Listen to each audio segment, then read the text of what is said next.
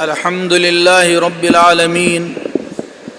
والصلاة والسلام على رسوله الأمين خاتم النبيين سيدنا ومولانا محمد وعلى آله وأصحابه أجمعين. أما بعد، أعوذ بالله من الشيطان الرجيم. بسم الله الرحمن الرحيم. اقرأ باسم ربك الذي خلق. وقال النبي صلى الله تعالى عليه وسلم: خيركم من تعلم القرآن وعلمه، أو كما قال عليه الصلاة والتسليم. صدق الله المولانا العظيم وصدق رسوله النبي الكريم، ونحن على ذلك من الشاهدين والشاكرين، والحمد لله رب العالمين. اللهم صل على سيدنا ومولانا محمد وعلى آل سيدنا ومولانا محمد وأصحاب سيدنا ومولانا محمد وبارك وسلم علیہ. مجھے بتایا گیا کہ یہ مجمع ان خوش نصیب حضرات کا ہے جو قرب قیامت کے اس دور میں اللہ کی پاک کتاب کلام الہی قرآن پاک کی حفاظت اور اس کی اشاعت کا اس پوری ریاست میں بیڑا اٹھائے ہوئے ہیں. یہ مقام مبارک بادی کا ہے، نصیحت کرنے کا نہیں ہے. وَذَلِكَ فَضْلُ اللَّهِ يُؤْتِيهِ مَن يَشَاءُ.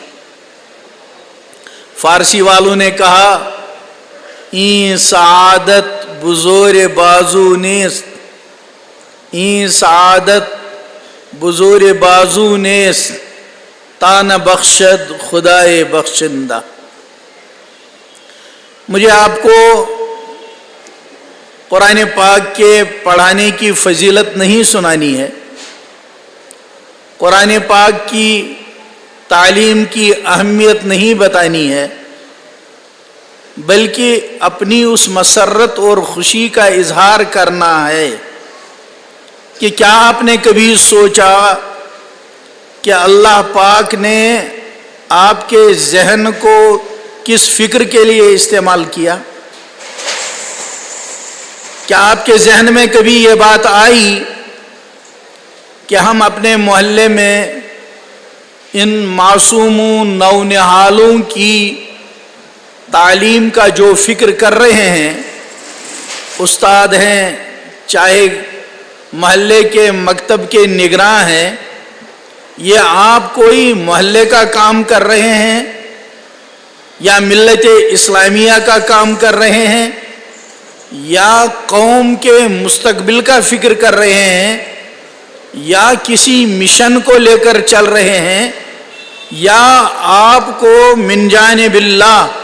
کسی عظیم کام کے لیے منتخب کیا گیا ہے؟ جب عام بچہ جس کو اس دور میں اللہ پاک قرآن پاک کی تعلیم اور تعلم کے لیے منتخب کر لیتا ہے، اس کو فضیلتوں کی فضیلیں مل جاتی ہیں، تو وہ لوگ جن کے لیے اللہ تعالیٰ نے غیب سے یہ توفیق مرحمت فرمائی ہے کہ وہ محلوں میں، مسجدوں میں، علاقوں میں قرآن پاک کی تعلیم اور قرآن پاک کی تعلیم کے ساتھ ساتھ ہماری اصطلاح میں جس کو ضروریات دین کہا جاتا ہے، اس کو ایک نونہال کے ذہن میں بٹھانے کے انتظام کے فکروں میں مشغول کر دیتا ہے، اس کی اللہ کے یہاں حیثیت کیا ہوتی ہوگی؟ عام بچے کو لوگ کہتے ہیں کہ تمہارے ہاتھ میں نورانی قاعدہ آیا، تمہارے ہاتھ میں قرآن کا سپارہ آیا، ام کا پارہ آیا، الف لام میم کا پارہ آیا، اور قرآن پاک تمہارے پاس آیا، تمہاری زبان پر اس کے الفاظ چڑھے، تمہاری آنکھوں نے اس کا دیدار کیا اور تمہارے ذہن نے اس کے نقش کو جمایا اور تمہارے دل میں وہ محفوظ ہوا۔ عام بچے کو جب ہم یہ سمجھاتے ہیں کہ تمہاری آنکھ عام انسان کی آنکھ سے جدا ہے، عام آدمی کی آنکھ تو دن بھر نظارے دیکھتی ہے، تعمیرات دیکھتی ہے، لیکن تمہاری آنکھ اتنی خوش نصیب ہے کہ وہ صبح شام قرآن کے پاک الفاظ اور حروف کو دیکھتی ہے۔ عام بچے کو ہم یہ سمجھاتے ہیں کہ دنیا تو اپنے ہاتھوں میں کوئی کمائی کا پرزہ، کوئی دکان کی چابی، کوئی گاڑی کی سٹیئرنگ لے کر چلتی ہے، لیکن اس بچے کو ہم کہتے ہیں کہ صبح سے شام تک تمہارے ہاتھ میں جو کچھ اللہ نے تھمایا، تم اللہ کے اس احسان کا شکر ادا نہیں کر سکتے۔ اسی طرح سے جو لوگ ان مکاتب قرآنیہ کے معلم بن گئے یا جو افراد ان مکاتب کے انتظام میں معاون ہو گئے، ان کو یہ سمجھنا چاہیے کہ یہ ہمارے اپنے کسی کمال کا نتیجہ نہیں ہے، بلکہ شاید اللہ نے ہمیں اس کام کے لیے منتخب کر دیا ہے کہ اس قرب قیامت کے فتنوں کے دور میں ہم قرآن کے محافظوں میں شامل ہو جائیں۔ اگر قرآن پاک امت کی زندگیوں سے جدا ہوتا ہے، اگر قرآن پاک امت کی زندگیوں میں نہیں رہتا تو پھر معاملہ امت کا عجیب ہو جاتا ہے۔ ہمارے دعوت و تبلیغ کے میدان نے بالغ لوگوں کی زندگیوں میں انقلاب پیدا کر دیا۔ ہمارے دعوت و تبلیغ کے میدان میں کام کرنے سے اللہ نے بڑی عمر کے لوگوں کو دین کے ساتھ جڑنے کی سبیلیں پیدا فرمائیں، لیکن وہ نونہال جو دنیا میں آتا ہے اور اس کا ذہن ابھی صاف و شفاف ہوتا ہے، اسلامی سسٹم نے، اسلامی نظام نے ہم کو یہ بتا دیا کہ دنیا کی ظاہری غذا اس کے پیٹ میں جانے سے پہلے اس کے دل کو ایمان کی آواز اذان کے ذریعے پہنچائی جاتی ہے۔ یہ اہمیت ہے اس کی روحانی تربیت کی۔ لیکن اس وقت جس تیزی کے ساتھ عالم میں انسانیت آگے بڑھ رہی ہے، اس میں مسلمان گھروں کے اندر کا ماحول اسلام سے بہت دور جا چکا ہے۔ اس ماحول میں آپ کو ہم سے زیادہ تجربہ ہوگا علاقوں کا، کہ آپ کو بڑی بڑی عمر کے مسلمان نوجوان اس حال میں ملیں گے کہ ان کے پاس نہ ہی توحید کا تصور ہے، نہ رسالت کا تصور ہے، نہ ہی ان کو عبادات کا تصور ہے، اور نہ ہی ان کو قرآن پاک کی تعلیم حاصل ہے۔ لہٰذا مکاتب کا یہ سسٹم جو ہمارے اکابر نے پورے عالم میں قائم کیا ہے، یہ نہ صرف امت مسلمہ کے مستقبل کا تحفظ ہے، بلکہ اس کے اندر مستقبل میں قیامت کی صبح تک آنے والی نسلوں کے لیے قرآن، علوم الہی، وحی الہی کے تحفظ کی ضمانت ہے۔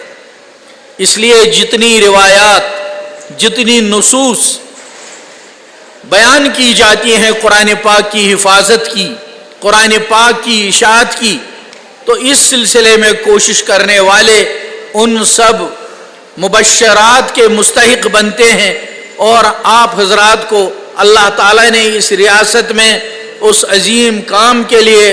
از غیب منتخب فرمایا ہے، جس پر اللہ کا شکر ادا کرنا ضروری ہے۔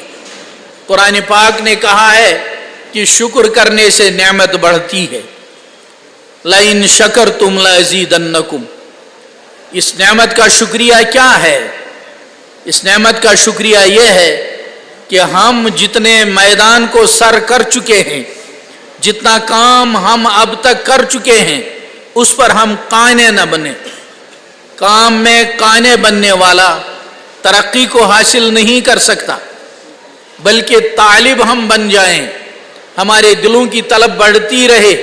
और ये उम्मत ख़त्म नबूवत वाली उम्मत है। ख़त्म नबूवत का उम्मत का इम्तियाज़ यही है, ख़त्म नबूवत वाली उम्मत का इम्तियाज़ यही है कि उसके ज़िम्मे दो काम हैं। एक ये वो इलाक़ाई हुदूद से बाला तर होकर, इलाक़ाई सरहदों से बाला तर होकर मशरक़ व मग़रिब, शुमाल व जनूब की नीयत करे और अपने दौर को महदूद न समझकर वो क़यामत तक आने वाली नस्लों के लिए अपने अज़ाइम को बुलंद करे। अगर आज हमने 1000 मकतब कायम किए हैं तो हम ये न समझे कि हमारा काम मुकम्मल हो गया है, बल्कि हम ये समझे कि ये हमारे काम की शुरुआत है। अगर आज हमारे मकातिब में 100 बच्चे आए हैं, हम इस बात पर क़नाअत न करें कि ये 100 बच्चे आकर हमने मैदान सर कर लिया है।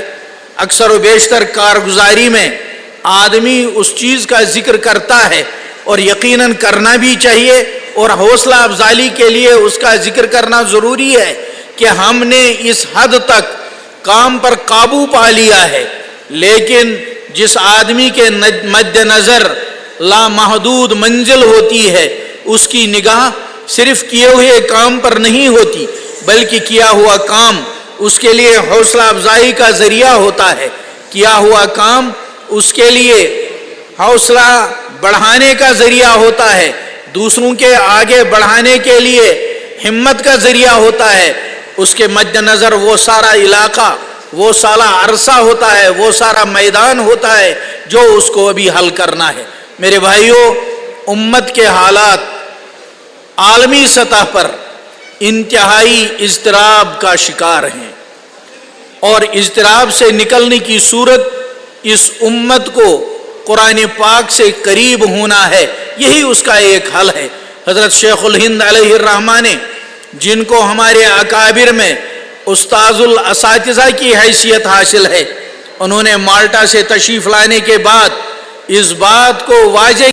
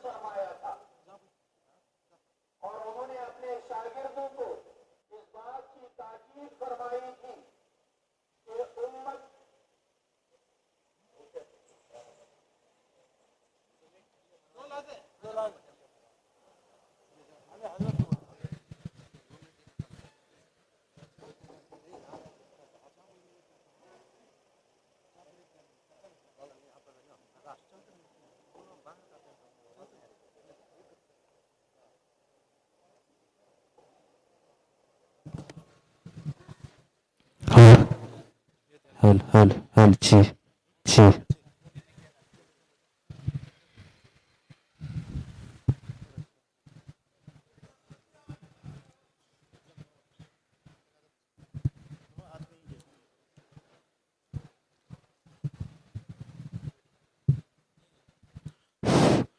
हज़रत शेखुल हिंद अलैहिर्रहमा ने माल्टा से तशरीफ़ लाने के बाद इस बात को निहायत मजबूती के साथ मुबरहन फरमाया था कि अगर उम्मत में कोई काम करना है तो उसके लिए बहुत ज़रूरी है कि यह उम्मत कुरान पाक से वाबस्ता हो जाए। लेकिन आप लोग खूब जानते हैं कि उम्मत का बहुत बड़ा तबका जो मदारिस में हाजिर नहीं हो सकता, तकरीबन 99% तबका जो दूसरे मैदानों में है, वो अभी कुरान पाक से किस दर्जा वाबस्ता है, सब लोग बखूबी जानते हैं। उसका नतीजा ये है کہ وہ امت جو اب تک عملی طور پر اسلام سے دور تھی، اب رفتہ رفتہ ذہنی طور پر بھی اسلام سے دور ہونے لگی ہے۔ آپ کو کتنے واقعات علماء کا مجمع ہے اور تجربہ کار داعیوں کا مجمع ہے، کتنے واقعات ایسے ملے ہوں گے کہ ایک آدمی مسلمان ہے، بالغ ہے، اپنے آپ کو مسلمان سمجھتا ہے، کبھی کبھی مسجد میں حاضری بھی دیتا ہے، لیکن کوئی ایسا مرحلہ آیا کہ کوئی دینی بات آئی تو آپ نے پایا کہ وہ دین کے اہم ضروری عقیدے سے منحرف ہے، اور اگر منحرف نہیں ہے تو کم از کم وہ اتنا بے خبر ہے۔ اور یہ حالات تو آپ کی نگاہوں میں ہوں گے، مسلمان نوجوان آپ کے دائیں بائیں ہوتا ہے، وہ صرف حیا میں، حلال اور حرام کی چیزوں میں آپ سے نظر بچاتا ہے، لیکن اس کے ذہن میں حلال اور حرام کا تصور جس طرح اسلام کا تقاضا ہے ایسا ہرگز نہیں ہوتا۔ لیکن اس بات کا علاج اس کے سوا کچھ نہیں کہ اس مسلمان کو اسلامی ماحول فراہم کیا جائے، اور اسلامی ماحول کی ابتدا اس کی ماں کی گود ہے۔ لیکن کتنی مائیں امت کی اس وقت اس حال میں ہیں جن کے گودوں میں امت کا نونہال پل رہا ہے، لیکن وہ ماں دین کے تقاضوں سے واقف ہے۔ 99% مائیں بلا مبالغہ ایسی ہوں گی جو اگرچہ عصری علوم پڑھی ہوں گی، مختلف فنون سے واقف ہوں گی، لیکن اسلام کے اصول تربیت کیا ہیں شاید ان کو اتنی واقفیت حاصل نہ ہو جس قدر اسلام تقاضا کرتا ہے۔ اس کے بعد مسلمان بچے کی تربیت اس کے باپ کے ذمے ہے۔ کتنے فیصد والدین والد ایسے ہیں جو اتنا علم رکھتے ہیں یا دینی ماحول رکھتے ہیں جس کے اندر وہ اپنے بچے کی صحیح اسلامی تربیت کر سکتے۔ مکاتب ان کا تیسرا قدم ہے۔ اگر اس وقت ہم لوگوں کو امت کے نونہال بچے اور بچیاں کسی بھی صورت میں دستیاب ہو رہے ہیں کہ والدہ اور والد سے ہٹ کر ان کے والدین خود اگرچہ قرآن پاک سے دور ہیں، واقف نہیں ہیں، لیکن ایک جذبہ ان کے دل میں ایسا آ گیا ہے کہ وہ بچے ہمیں مل رہے ہیں، تو یہ بھی اللہ کا بہت بڑا انعام ہے۔ اگر اس وقت ہم اس سے چوک گئے تو شاید آنے والی نسل اللہ بچائے کوئی اور منظر پیش کرنے والی ہوگی۔ جن لوگوں کے اسفار ہوتے ہیں ان علاقوں کے جہاں اسلام کے مراکز رہے ہیں، جب وہ ان علاقوں میں جاتے ہیں وہ وہاں کی وہ صورتحال دیکھتے ہیں کہ مسلمان بچوں کے قرآن سے دور ہونے کی وجہ سے، مسلمان بچوں کے اسلامی ماحول میں نہ رہنے کی وجہ سے، مسلمان گھروں میں پیدا ہونے کے باوجود وہ اسلام سے اتنے دور ہو سکتے ہیں کہ بادی النظر میں آدمی ان کو مسلمان نہیں سمجھ سکتا۔ آپ سفر نامے پڑھیے، بخارا کا سفر نامہ، سمرقند کا سفر نامہ، اسپین کا سفر نامہ، اور کہاں کہاں کے سفر نامے آپ پڑھیے جہاں بخاری شریف، ترمذی شریف، مسلم شریف اور ایسی ایسی کتابیں وجود میں آئیں۔ آج آپ ان علاقوں کا دورہ کریں گے تو آپ کو ملیں گے نسلاً بعد نسلن ایمان والوں کے گھر میں پیدا ہونے والے بچے، ان سے آپ کہیں گے قرآن تو وہ کہیں گے قرآن کس چیز کا نام ہے، ہم نہیں جانتے قرآن کس کو کہتے۔ ہمارے اکابر نے اس فراست، اپنی دینی فراست سے اس معاملے کو بھانپ لیا تھا، اور ہم لوگ خوش نصیب ہیں کہ ہمارے بر صغیر میں مدارس اور مکاتب کا یہ سلسلہ بالکل ابتدا میں شروع ہو گیا، اس کی نشت ثانیہ ہو رہی ہے، یہ ہمارے اوپر اللہ کا احسان ہے۔ اور اسی سلسلے میں اس وقت آپ کے اس عظیم شہر بنگلور میں پورے ملک کی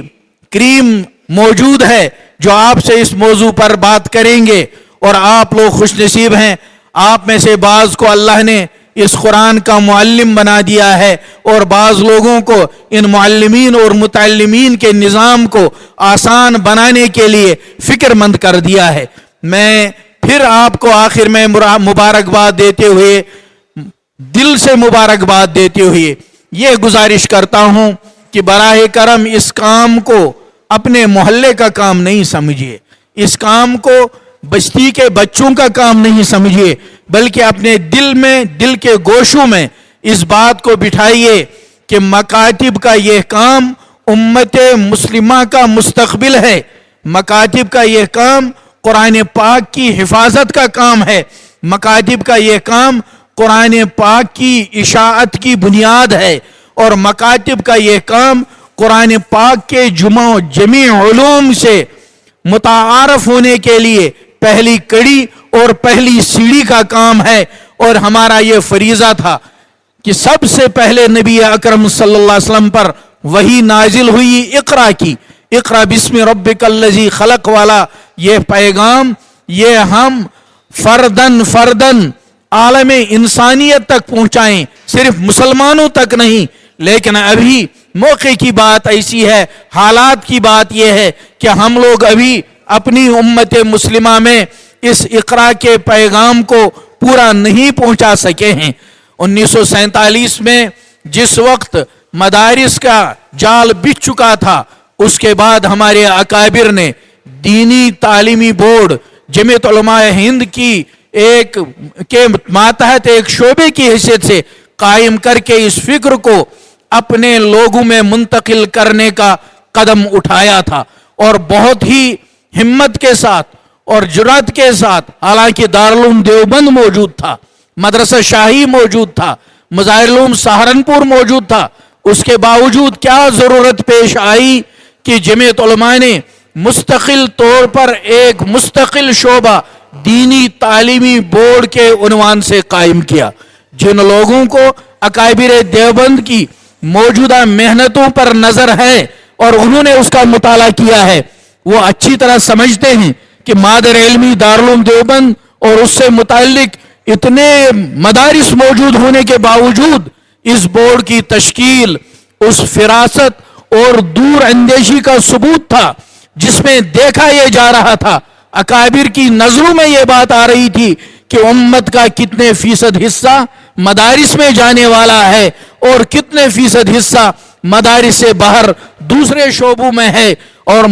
اسلام مکمل دین ہے، کسی بھی شعبے میں ترقی کرنے سے مانے نہیں، لیکن اسلام کی خواہش یہ ہے کہ مسلمان جوان جس لائن میں جائے، جس شعبے میں جائے، پہلے وہ ایمان والا ہو، قرآن والا ہو، اسلام والا ہو۔ مدارس سے باہر رہنے والے امت کے نونہال بچے اور بچیاں، ان کے لیے یہ مکاتب بالکل وہی کام انجام دیتے ہیں جو مدرسے میں رہنے والے کے لیے انجام دیا جاتا ہے۔ اس لیے مکاتب سے جو حضرات متعلق ہو چکے ہیں وہ اس کو اللہ کا احسان مان کر شکر ادا کریں، اور اس تحریک کی طرح اس کو آگے بڑھانے کا فکر کریں